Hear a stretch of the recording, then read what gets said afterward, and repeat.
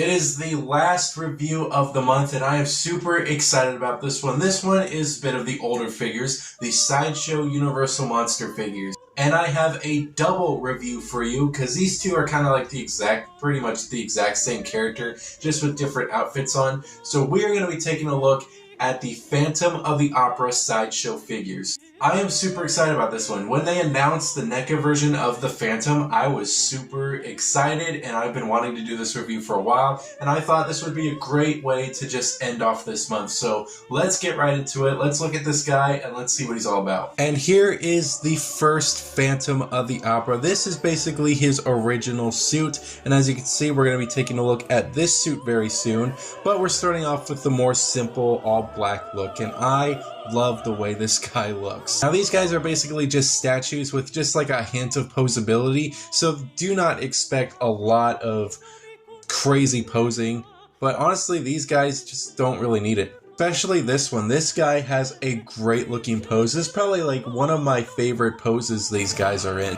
Like out of all the Sideshow figures, I really like the way he just looks, but I think we're going to take him off the stand for now, and we're going to take a look at his little accessories. So before we get into the little accessory that we have right here, taking a look at the actual stand is pretty cool. I'm loving all these guys' stands. All of them pretty much have the exact same shape.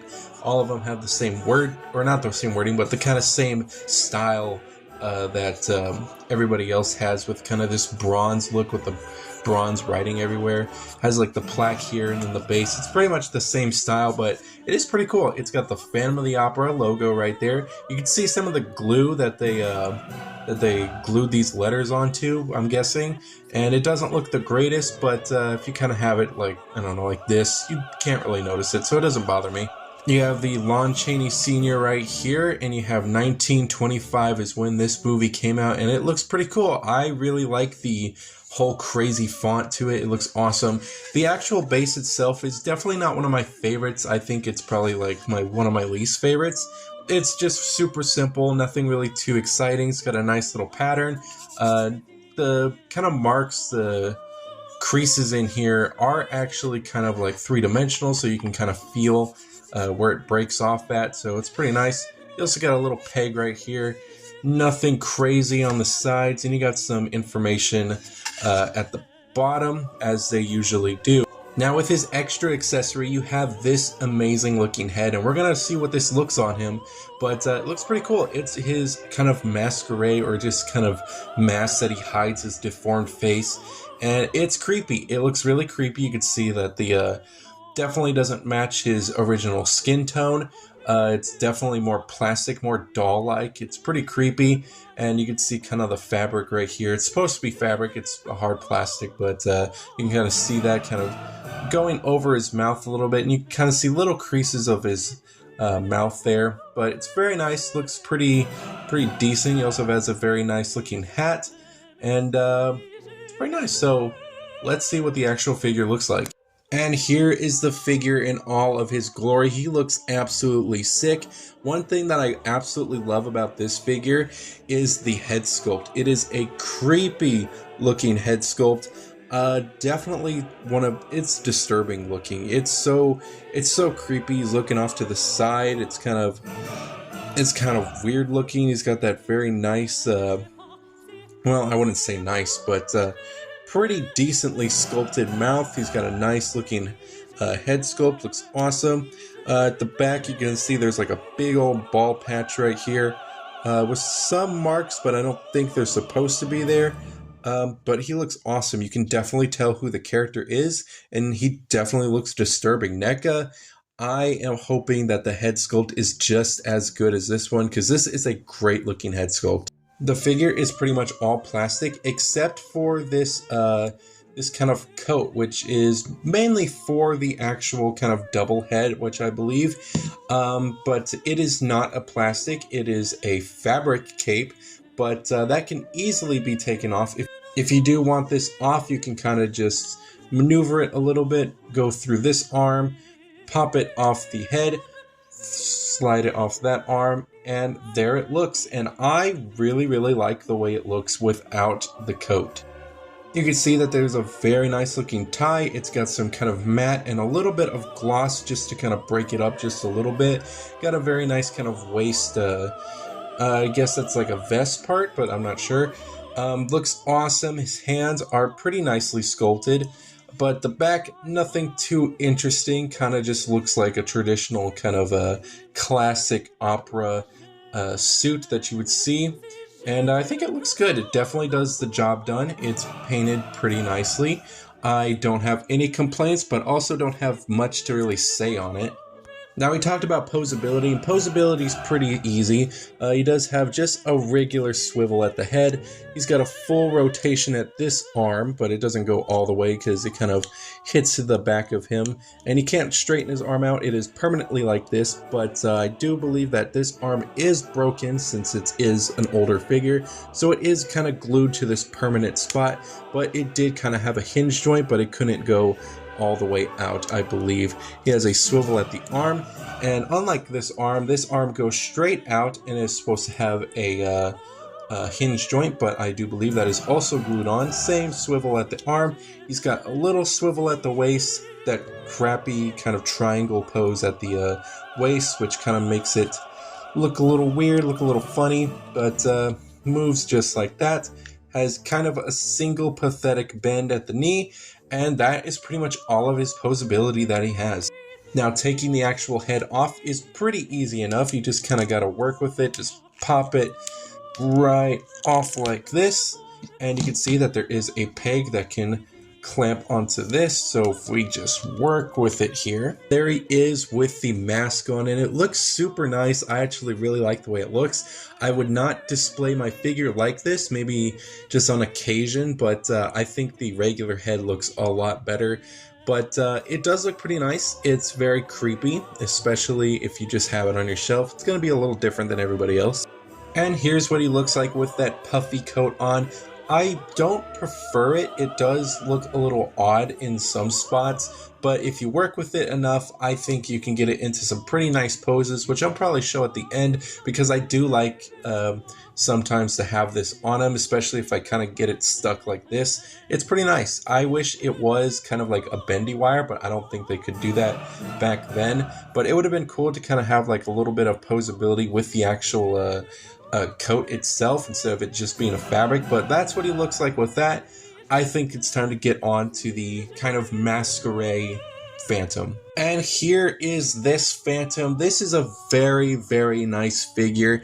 I wish there was some stuff that were a little bit different with it, but we'll get into that when we actually look at this figure. It is a very nice and very pleasing to look at figure. I love just that dark red look all over the figure. It looks so nice, especially in certain lighting. I absolutely love it.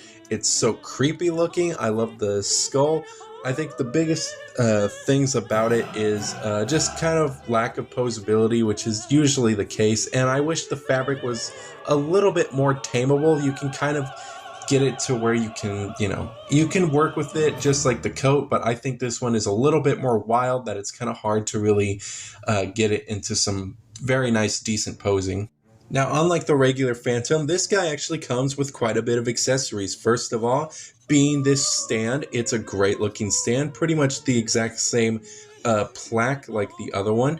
Very nice looking. I don't think they needed to change it, but the big change comes with the actual stand itself. It is a great looking stand. There are some problems with it with just my copy. Everyone else's copy should be fine, but the peg is broken off of it, so getting him to stand is also a big pain, which is another complaint that I have with the figure. So I kind of have to glue him down, but sadly he did take a tumble and he is no longer on the stand anymore. But after this review, I think I'm going to try to glue him back onto the stand, because it's annoying because he's fallen 3 times since he kind of fell off the stand, so that kind of sucks. But I love this stand. It's one of my favorite stands. I love when they do something like this where they just add a bunch of detailing into it. There's a lot of other stands that I love, especially like the Wolfman stand. It looks so good. I love the carpet and all of the kind of wrinkles on it. It looks so good. I love the stonework that is on the actual stones right here. And of course you got the same kind of effect that the other stand did, where you can see the creases and you can kind of feel where they are too. Around the stand, it's nothing too special, but it does look nice. Very yellow at the bottom, but there's some information here that you can barely see, but that is pretty much this stand. He also comes with a very nice looking hat. I love the little hat. It's such a cool hat. Getting it on him is also kind of a struggle, but we'll get into that in a little bit. He has a very nice looking feather, which I'm super surprised held up to this day. Very nice looking, very majestic, and also red as it usually is. He also does come with an extra face sculpt, which is not my favorite look for him. It's definitely a little too different from the original look. So if we kind of bring the other head back in, it doesn't look the exact same. There are some big differences with it. First of all, this head just feels a little too skinnier than this one does. And also skin coloring is definitely a big thing that's different. And this one looks more like Gollum, and I think this one is definitely the definitive head sculpt. But getting these head sculpts, you can't really swap them out. I can't put this head onto the actual Masquerade Phantoms, because their kind of system is a little different. Instead of the peg being on the actual body, it's on the head, unlike this one was. But yeah, that is pretty much this head. Comparing it to that one, I do prefer the other one, but this one's not a bad one, and we'll see what it looks like as we get into it. He also does come with one more accessory, which also is a little bit of a pain. He comes with this very nice looking staff. The staff is cool. I love the little skull head that's at the top. It is very nicely done. It looks super nice. And of course, we have this great looking snake that kind of goes all the way around the actual stick. It is done in a very nice silver, and yeah, I think it looks awesome. I don't remember what was at the bottom of this, but it does look a little broken. This spot was also broken as well. You can see where it kind of cuts off. That was also broken, but I had to glue it on, and so far so good. It's pretty nice. It stays where it's supposed to be. And yeah, I think it looks awesome. Now, bringing the actual figure out here, you can see that he is a big boy. Like, with his actual robes, his robes are all over the place, so it's kind of hard to stand him. So when you kind of do put him on the base, you got to make sure that his feet don't get caught underneath the actual robes and stuff. The hat goes right on top of his head like so.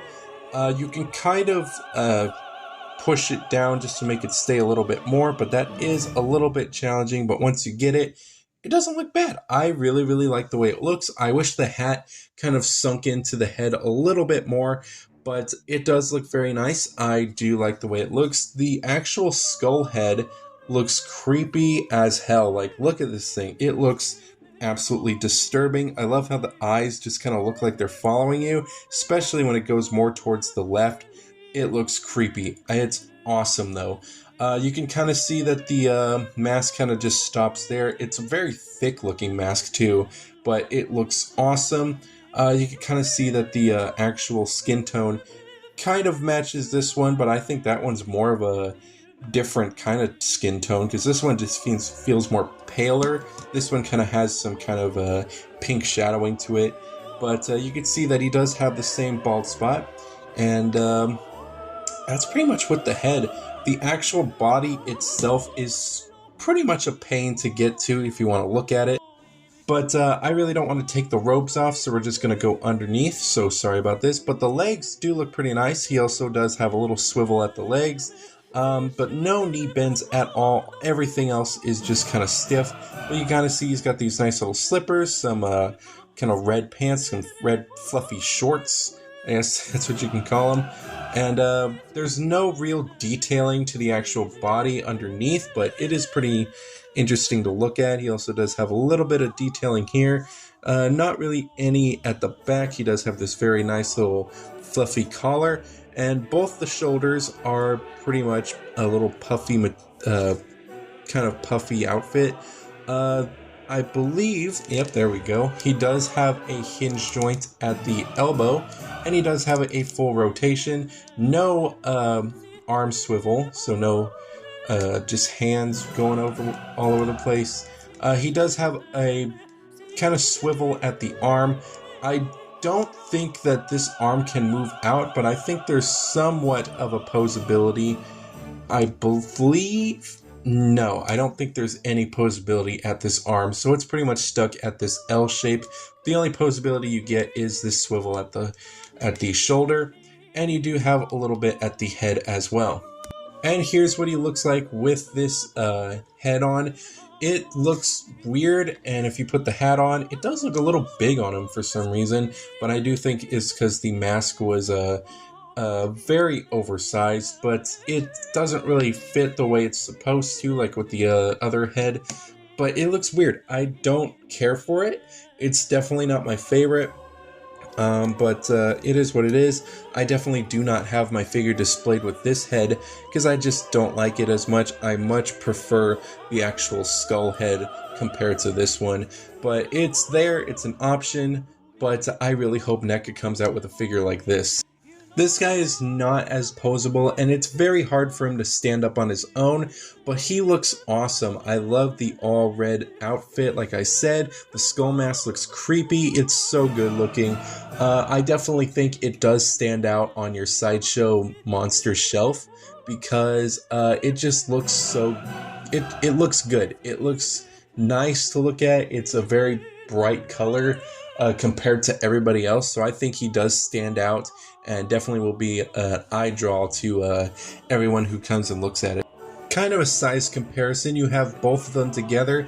This one is definitely taller than this one for some reason, but they both look pretty nice together. Nothing too wild with their height. Here they both are next to the Sideshow Son of Frankenstein monster.